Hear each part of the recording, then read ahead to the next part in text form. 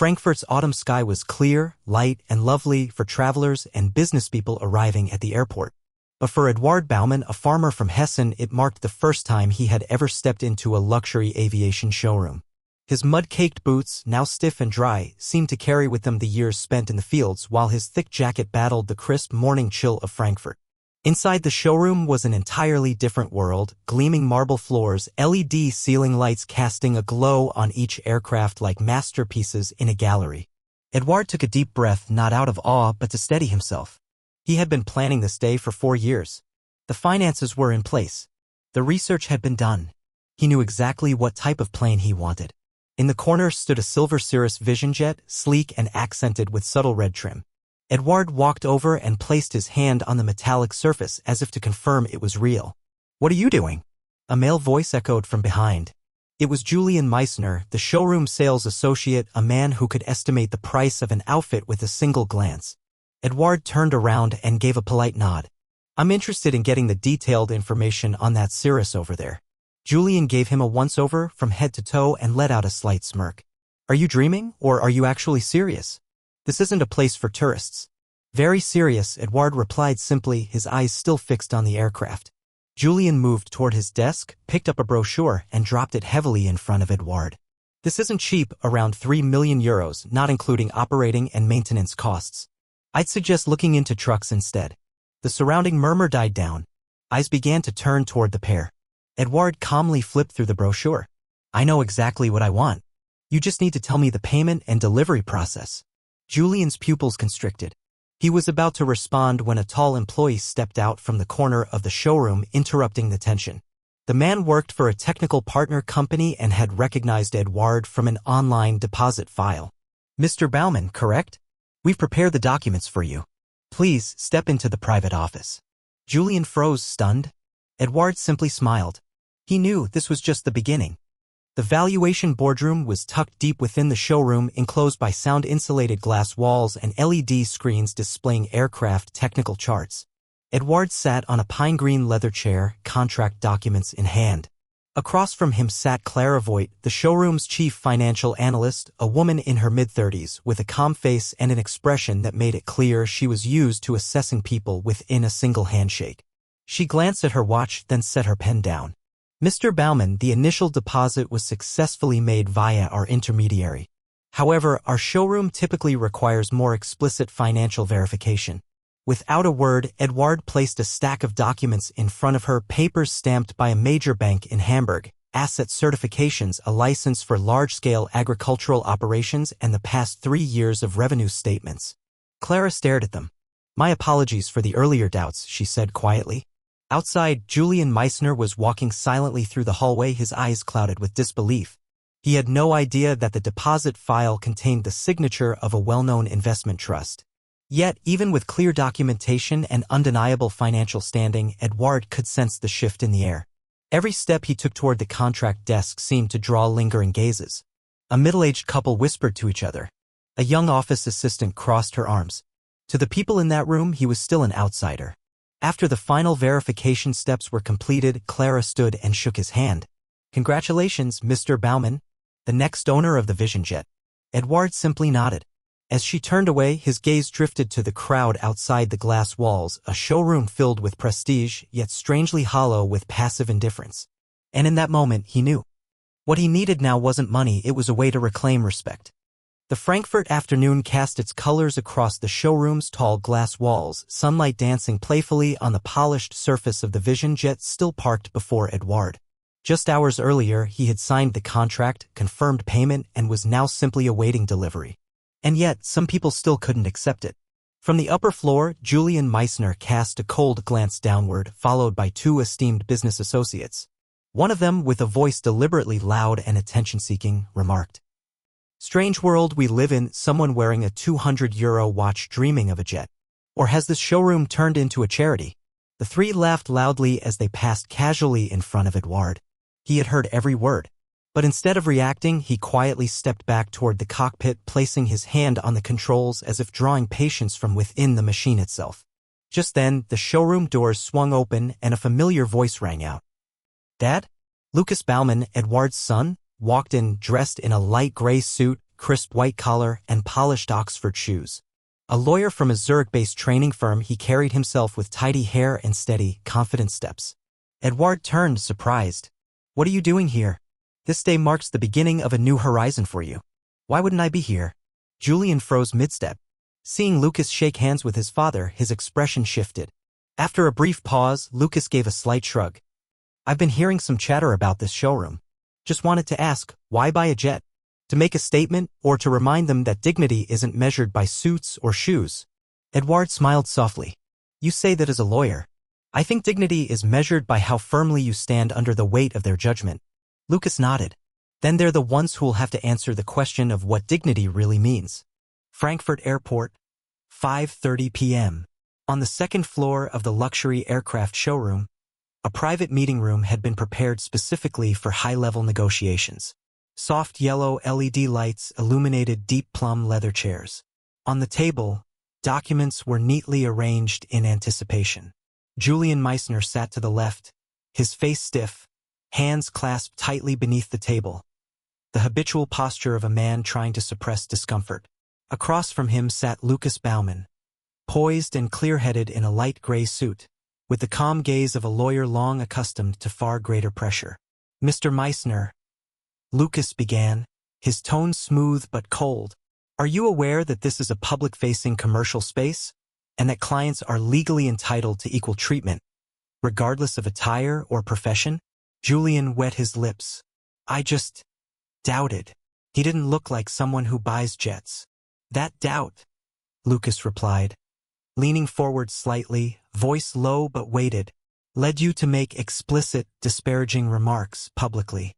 Do you remember what you said? Gas station, a farmer who shouldn't dream of jets, and a suggestion to shop for truck parts instead." He paused. "This wasn't a clumsy mistake.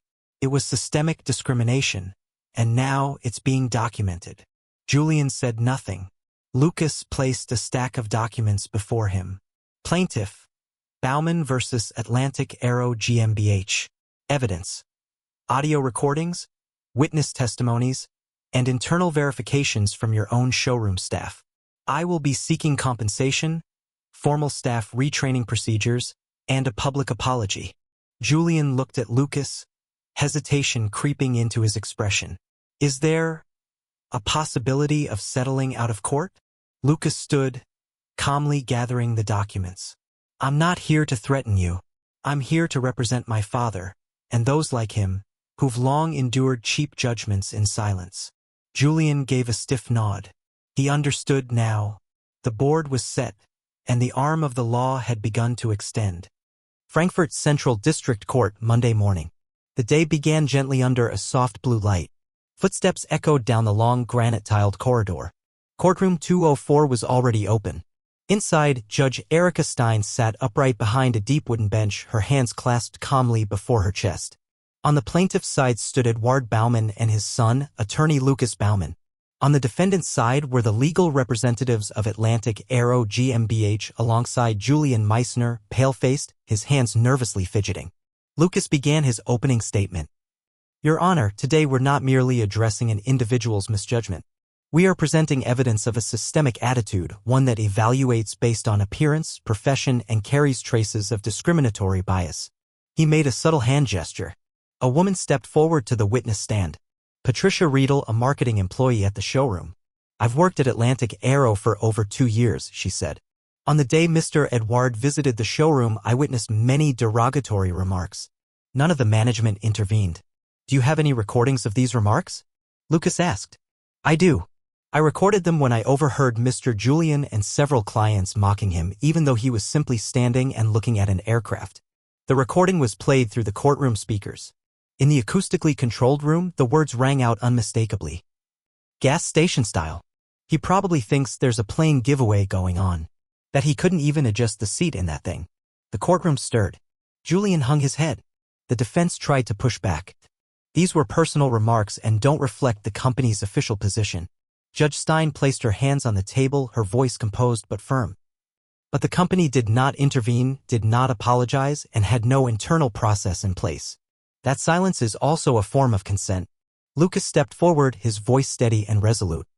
My father doesn't need an apology to feel appeased. He needs dignity, and a company must be held accountable for its cowardly silence in the face of open contempt. Judge Stein nodded slowly.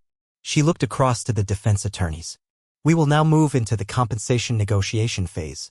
If a settlement cannot be reached, the court will proceed to rule based on this clear and substantiated evidence. Eduard remained silent, calmly observing. But in his eyes, a quiet light had returned. This was no longer about a plane. It was about reclaiming the way he was seen. Immediately after the first court hearing, news of Eduard's lawsuit quickly spread across Germany's top digital media outlets. Headlines like "Farmer buys jet only to be grounded by prejudice" and "The Vision Jet and One Man's Demand for Dignity" went viral on social media. At the Baumann and Klein law office, Lucas sat in his workspace, phone ringing nonstop. Journalists, colleagues, even small businesses from Denmark and Switzerland reached out, offering to supplement the case with their own accounts of discrimination. Eduard saw one of the articles shared by his daughter in a Baden-Württemberg farming group on Facebook. Below it were hundreds of comments. "You've changed how people see us." One man stood up and 1,000 felt the weight lift. Meanwhile, Atlantic Aero announced a temporary 2-day showroom closure. Internally, management held an emergency staff meeting, issuing a directive to publicly separate individual misconduct from corporate policy. But when their apology video was released online, it was met with fierce backlash for its evasive tone and lack of accountability. Julian Meissner, now slouched before a disciplinary board, found himself boycotted online, abandoned by acquaintances, and relentlessly pursued by the press. In a brief call to a showroom assistant, all he said was, "I didn't know one careless word could light a fuse like this." On the other side, Lucas guided the negotiation process toward a more constructive path. "We're not here to destroy a company. We want to see it become trustworthy and willing to face the truth society is now demanding." Eduard's story became a flashpoint across business circles and younger generations.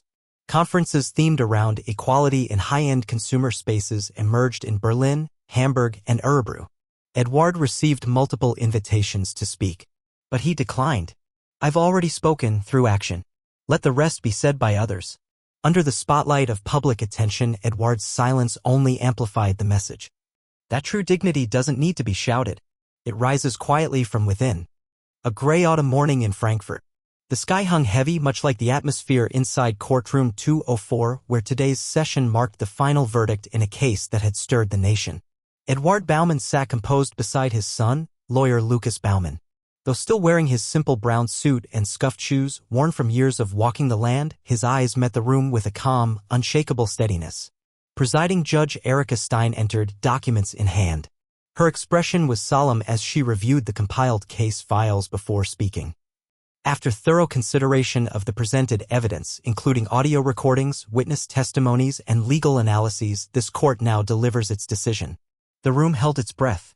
Julian Meissner, seated below the bench, sat tense under the unforgiving gaze of the cameras.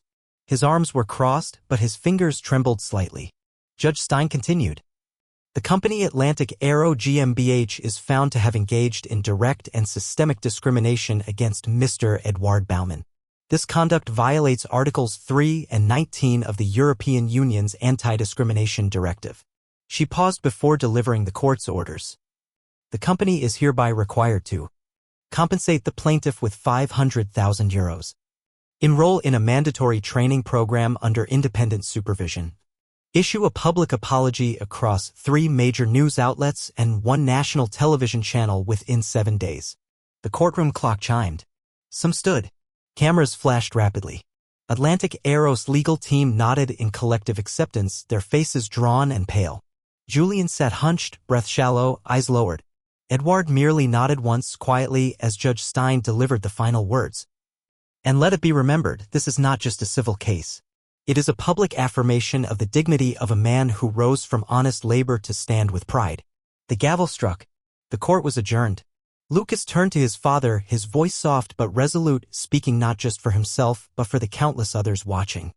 We've reclaimed what was always ours. A week after the court ruling, headlines flooded Germany's major news outlets, ZDF, DW, and the print edition of Frankfurter Allgemeine. The bold title read, Atlantic Aero GmbH issues official public apology to Mr. Eduard Baumann for acts of discrimination. In the accompanying video, the company's CEO bowed his head, reading a carefully scripted apology. But to the public, it was too little, too late.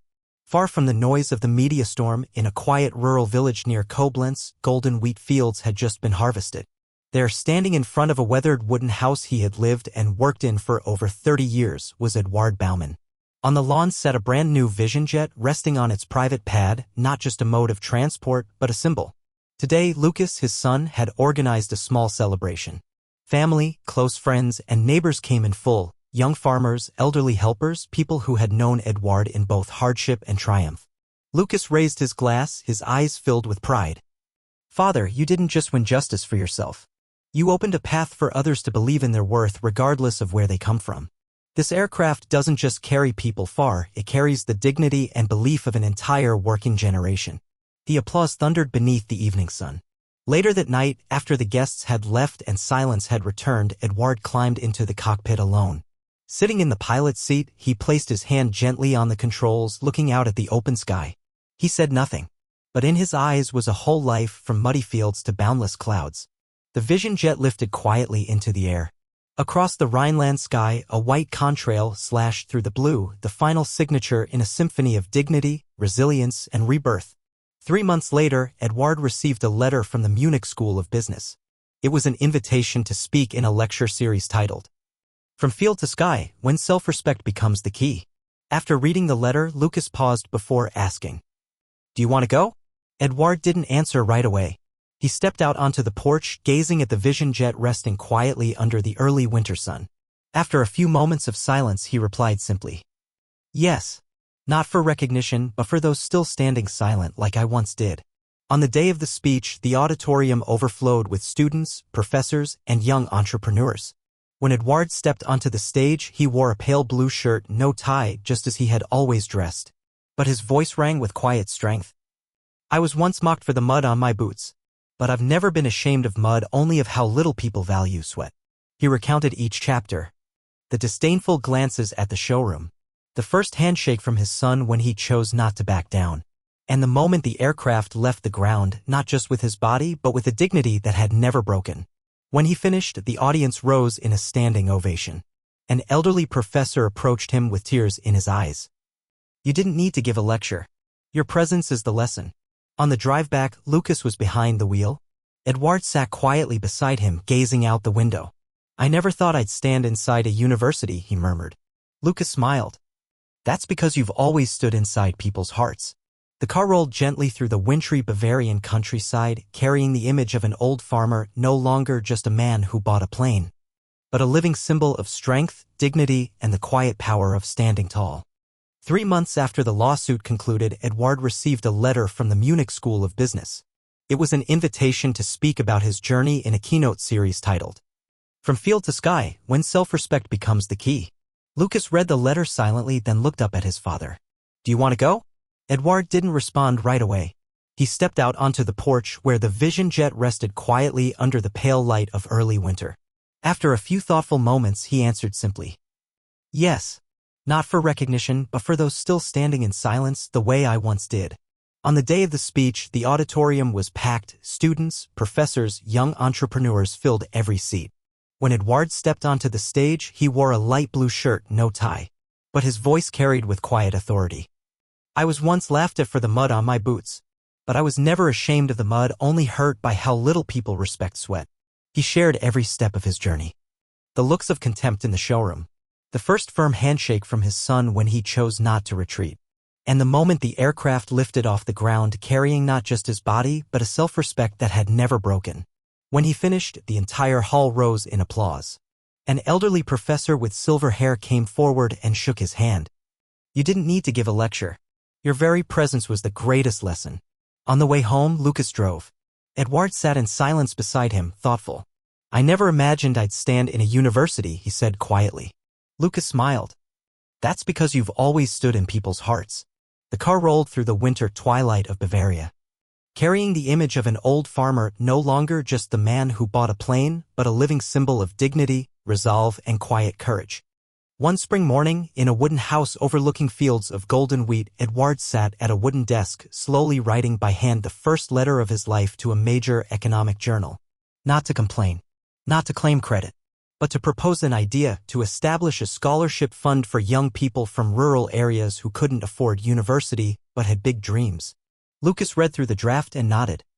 This idea won't make you more famous, Dad, but it might help someone go farther than they ever imagined. Eduard didn't reply. He simply looked out at the field, where an old tractor, still covered in dust, rested quietly. That field was where every dream had begun. 2 months later, the Field Fund was officially launched, sponsored by a state-owned bank. Each year, the fund would support 10 students pursuing degrees in technology, agriculture, or aviation, the 3 disciplines that had shaped Eduard's life. One of the first recipients was Jacob, an orphaned young man who had once dropped out of school. In a handwritten letter of gratitude, Jacob wrote, "I once believed I'd be a farmhand forever, but thanks to this fund, I'm now an aerospace engineering student. And the dream of sitting in a cockpit no longer feels unreachable." Eduard read the letter, eyes glistening, his hand resting on the photo Jacob had enclosed. The boy in a white lab coat, standing bright-eyed in a laboratory. He turned to Lucas. "I didn't leave behind a company or a factory. But maybe I've left something." Lucas smiled. "You left a road, Dad." That evening, as the sun's last light poured over the yard, Eduard opened the old barn, sat on a wooden stool, and looked up at the sky. No more headlines. No more stage lights. Just sunlight dust dancing around the face of a man weathered by storms, but in whose eyes still shone something no world could take. Dignity. 1 year after the Field Fund began operations, Eduard turned 70. He no longer flew the Vision jet often, but each morning he still walked the hillside trails, sometimes pausing to admire wildflowers growing along the fence line. Life seemed to have settled into a peaceful rhythm, as though the chapter had gently closed. But then a small spark reopened the story. That day, Lucas received an email from a research institute in the Netherlands where Jacob, the first recipient of the scholarship, was now working on a project. A drone aircraft model designed to support agricultural work. The project was named the Baumann Field Drone Initiative. Lucas printed the email and carefully handed it to his father. Eduard read it slowly twice. Then again, especially the final lines. "Without you, I never would have believed that someone like me could help change agriculture through technology. Thank you for planting the seed." Eduard froze. His hand rested on the table, gently curling into a quiet fist. After a long silence, he finally said, "Jacob did something I never thought I'd live to see." 2 months later, Eduard and Lucas flew to Rotterdam for the project's unveiling. At the auditorium, Jacob emerged in his white lab coat, eyes bright, and warmly embraced the Baumanns before a crowd of students, researchers, and entrepreneurs. He held Eduard tightly and whispered, "I never learned how to plow or sow like you did, but I learned how not to bow my head." In a short speech, Jacob said, "The generation before us didn't leave behind a manual. They left a mirror, and mirrors don't teach with words." The entire room rose in applause. Among the crowd, Eduard sat quietly, his heart light as the morning breeze. That night, in a hotel room overlooking the port, Lucas asked, "Do you feel like your journey is complete now?" Eduard gazed out the window, watching the cargo ships slowly arrive at dock. "No, my journey was just the beginning. But this time someone else is holding the controls." The Vision jet now rested in maintenance storage at Koblenz Airport. But Eduard knew. The real wings he left behind weren't made of steel or carbon. They lived on in others. After the project launch in the Netherlands, international media began to take notice of the name Eduard Baumann. But what surprised him wasn't the interviews. It was a handwritten letter delivered all the way to Koblenz, penned in careful cursive by a 15-year-old girl from Bulgaria. "My name is Elena. My father is a mechanic. I saw you on TV and now I understand that I too can dream. I want to become an aircraft engineer. In my village, no one has ever done that." Eduard laid the letter on the table, his gaze drifting far beyond the room. Lucas walked in and saw his father deep in thought. "What is it, Dad?" Eduard quietly handed him the letter. "The wind," he said softly, "is changing direction." A month later, Lucas proposed a new branch of the Field Fund. The Wings for Eastern Children Initiative, offering scholarships and basic technical training courses online in multiple languages. Eduard nodded without hesitation. "We may not reach every place, but dreams can." The first resource packets were sent to Bulgaria, Romania, Moldova. The first videos featured Eduard himself, introducing the program in local languages with simple sincerity. "I'm Eduard Baumann, a farmer. I was once dismissed because of how I looked, but I believe you can go further than I did." At an education summit in Brussels, an EU official cited the Baumann initiative as the most impactful grassroots education model of the year. Several edtech investment funds began to approach Lucas with partnership offers. While Lucas was busy with strategy meetings and global outreach, Eduard returned to his garden planting rows of mustard flowers. When someone asked why he didn't start a company or appear more on television, he simply smiled. "I don't plant flowers to sell them. I plant them to know which season the wind will return." One summer evening, standing on the hill as the sun dipped below the horizon, Lucas said, "Dad, the fund has grown beyond anything we ever imagined." Eduard nodded gently. "I only planted a seed, but the wind carried it across fields I've never even seen." One autumn morning, the weather in Koblenz turned suddenly cold. Eduard woke early, brewed a pot of herbal tea, and sat on the porch. In front of him lay an old, worn leather-bound notebook. Not a diary. Not legal documents. These were words he was writing for something he knew would come, a farewell. "When the day comes that I'm no longer here, don't bring flowers to the cemetery. Plant a tree where shade is needed. Don't build a statue. Build an opportunity. Don't talk about me. Talk about what others did with what I left unfinished." He wrote in black ink, his handwriting steady as though having a quiet conversation with himself. The will carried no legal stamp, no itemized inheritance. Just simple wishes. The field fund would be entrusted entirely to Lucas.